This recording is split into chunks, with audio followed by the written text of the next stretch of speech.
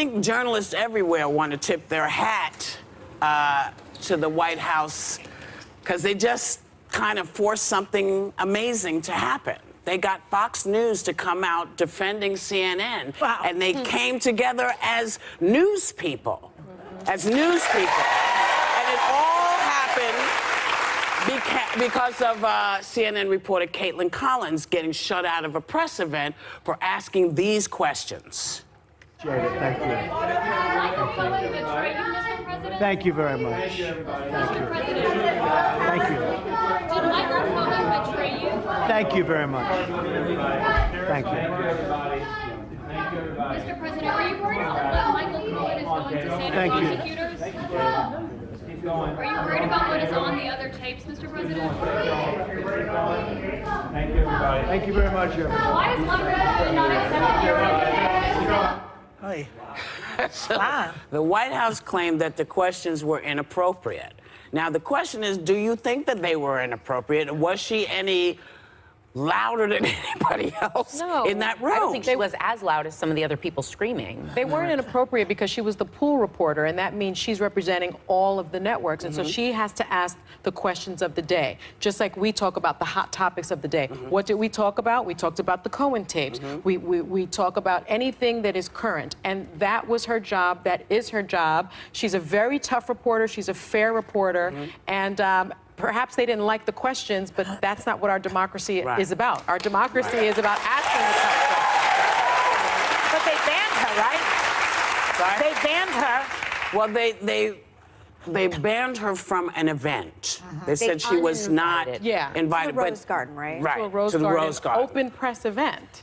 But apparently, though, there was some question as to whether the word banned was used. Well, when someone disinvites you somewhere, it kind of feels like it's implied.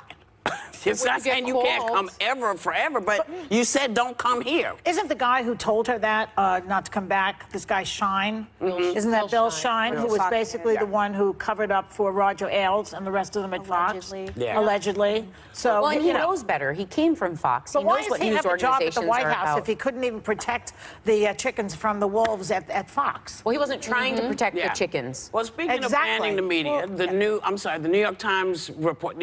I'm sorry. Go ahead. Because this is another one of those stories. So if you have anything to say on the last one, get it out now. Just that Sunny's right. Caitlin Collins is a rising star at CNN right now, and she's not exactly Jim Acosta. I would have understood it more. Actually, I don't know her politics, which is a good place for a journalist to be. Jim Acosta? Well, there's some. So I don't like Jim Acosta's tactics in front of the White House. I think he's sort of a show pony that's always trying to move for the cameras. She is not someone I would put in that same category, which is why it was particularly surprising to me that they chose her. I think it's a bad look all the way around, like you said, when you have Fox News and Brett Baier coming out saying we have to stand in solidarity with journalism. Journalists, when you're the principal and you're working for the principal, journalists suck. They're the enemy. And you have to decide how you're going to control the messaging, who you're going to speak to, in what context, and it's totally normal. The problem is these people know nothing about messaging. They know nothing about controlling the narrative, and they're just saying that all press everywhere can't have any access, which can't be the same going forward. They're not the enemy if you're telling the truth. I'm just saying, if you're working would say, though, what Megan's saying, the enemy? Not using the word enemy. They would say they always butted heads with the press because you're calling them out. Obama has been honest about that the press was very difficult with him, but did everyone. There's not a president in my remembrance of any that I was alive for that felt the press really understood them. Sure. And that's not the press's job. The press's job is to tell us what's happening. But he to never tell us actually what's going on. That's their job. But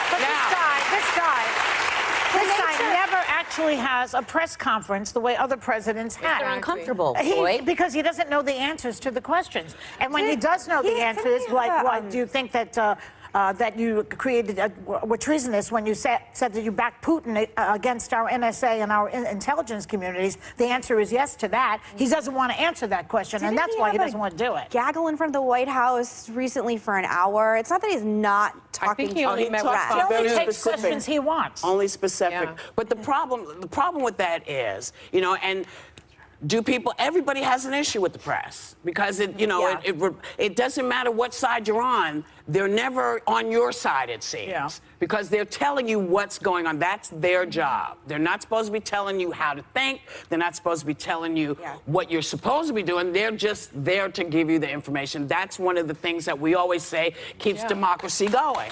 So it's important no matter what side you're on. It's important no matter what side you're on. And good journalists are fair. Yes, you know. most of them are. And I wonder sometimes if you become bombastic, with the press secretary or whatever, and this narrative of that you are awful starts because someone doesn't like what you're asking about.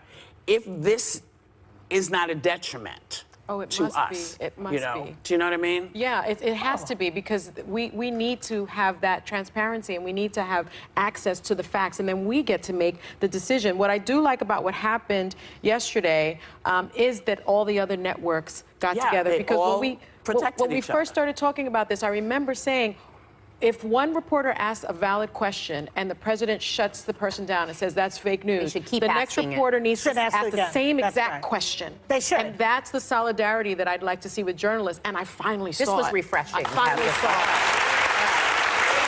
But I mean, I have to still say, I take issue with the word enemy because Trump goes out there and says that the press Have is you the seen enemy Almost Famous? of you know in Almost Famous when the main character Cameron Crowe is like, I'm the enemy because he's the Rolling Stone reporter reporting on the band. It is an adversarial relationship. You cannot be friends with journalists when you're on a campaign or you're representing a principal. Well, I object to the word enemy. I think it's a very, very volatile word. He's going around saying, don't believe what they say. They are the enemy. No, they're not the enemy. They're American citizens doing their jobs. That's not Stop calling them the enemy.